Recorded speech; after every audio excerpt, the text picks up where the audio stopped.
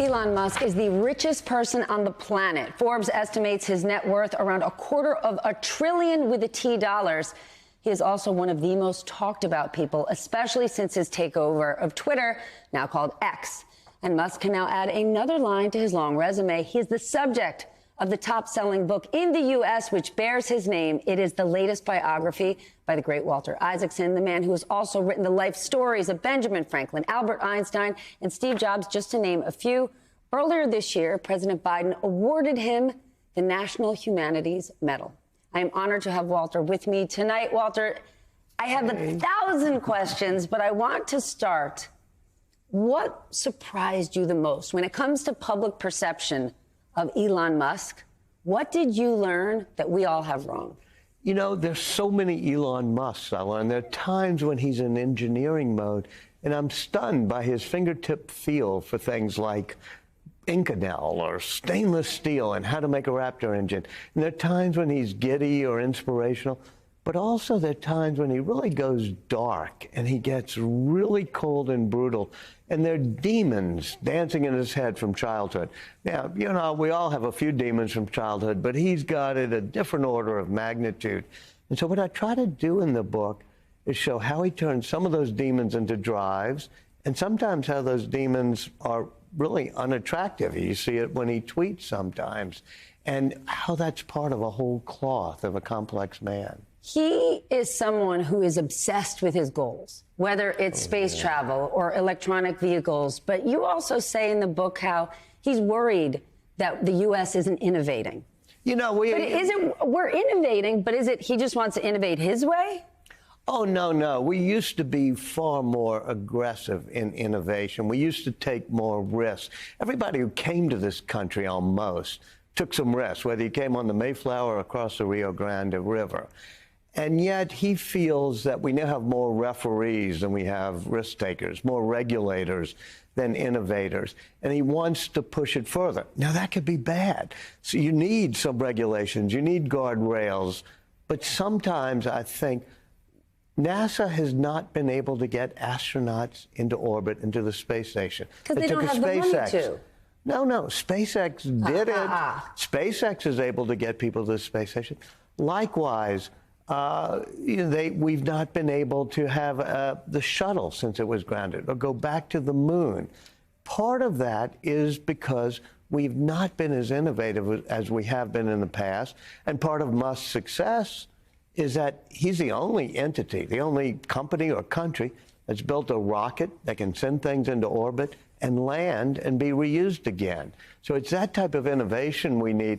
I don't excuse all the things that Musk does, but I do think he pushes it in ways that NASA and some of our other companies in America haven't been able to do. Likewise, Ford and GM quit going into electric vehicles. And now he's making 1 million electric vehicles every 6 months. But is that about risk management, right? Elon Musk, in some ways, is a renegade, that he likes to do extreme, aggressive things, and he may leave scorched earth behind him. Absolutely. And that's okay, because he'll get in his rocket ship and leave. But what he leaves behind could be disastrous. And the government or other companies have more guardrails than that. Absolutely, and that's what the book is about, which is the importance of taking extreme risk, but also having guardrails. And he doesn't, whether it's his late night postings on X or his shooting up of rockets, he often leaves debris in his wake. I mean, there's smoldering rubble.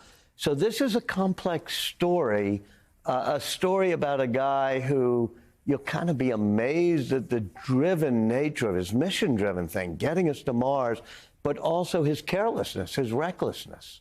But when you think about the influence he has, right, especially over young men, the way he behaves publicly gives license to so many people who see him as a hero. And he's often... You got 2 kids. I do. I have 2 sons who worship him. Exactly. And then they watch him behave like a petty bully, and they think that's cool. And that's wrong, and that's what the book tries to show you. Does he realize that and realize the good he could do? He realizes at times that he has to restrain himself, but he gets into some of these modes where he's unrestrained. And so the question becomes, could he have a filter? Could he be more restrained? And the answer is sure, he ought to be. But would a restrained Musk accomplish as much? Would he be shooting off these rockets? And so you've got to tell your kids, try to do the inspiring things, try to do the amazing things, but don't be a jerk. Don't be so hard. Why does he get the license that no other Fortune 500 CEO does, whether they're board or shareholders? I mean, his stock does so well, but any other corporate board would say this behavior, you're out of here. How can he behave in a way that no one else can?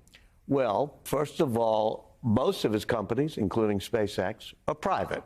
And that's why he wanted to take Tesla private. And or he controls the board of Tesla. Right. And I think the board of Tesla ought to try to control him more because he doesn't. You want him to have more guardrails as you're watching him. For your kids' sake, he should be more careful.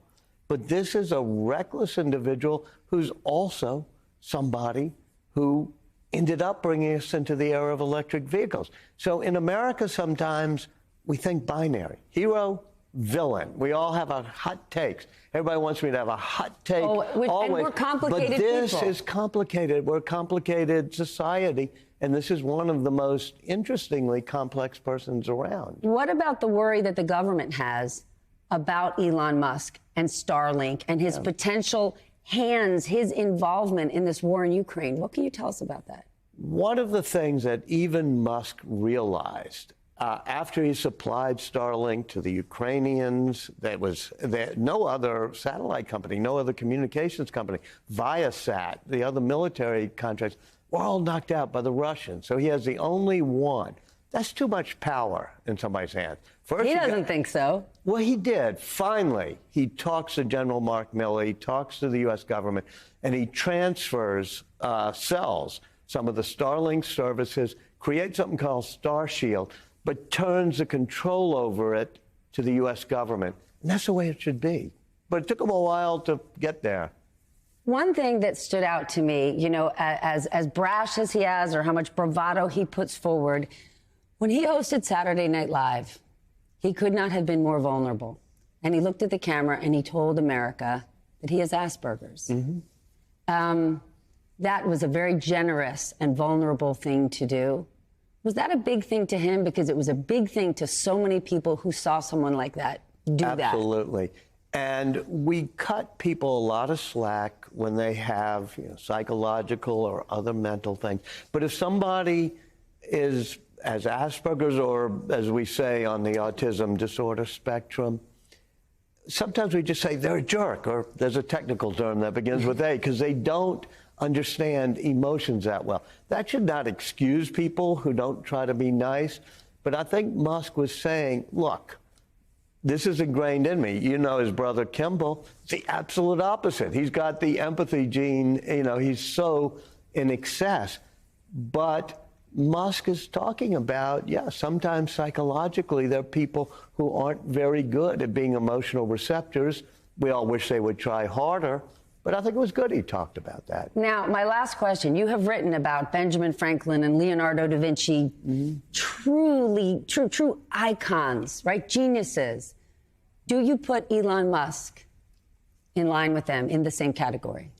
I think that he, along with Steve Jobs and Jennifer Doudna, who I wrote about in my last book about CRISPR gene editing, have helped define the modern age, brought us into the age. She deserves a lot more credit. Yeah, well, that's why I wrote a big book on her. But she brought us into the age where we can edit our own genes and maybe design our children for better or worse. Likewise, Steve Jobs brings us into the era of friendly personal computers, smartphones in our pocket. Musk brings us into the era of electric vehicles when everybody else had given up on it, and to space travel, and even to a new form of real-world artificial intelligence, meaning self-driving and robots. All of, these things he's done, he's got a lot of flaws and a lot of rubble in the wake. But I think he will be historically significant, just like Jennifer Doudna is and just like Steve Jobs was. Well, we'll be watching. Walter, thank you. Good to see you again, Congratulations Steph. on this book. Thanks.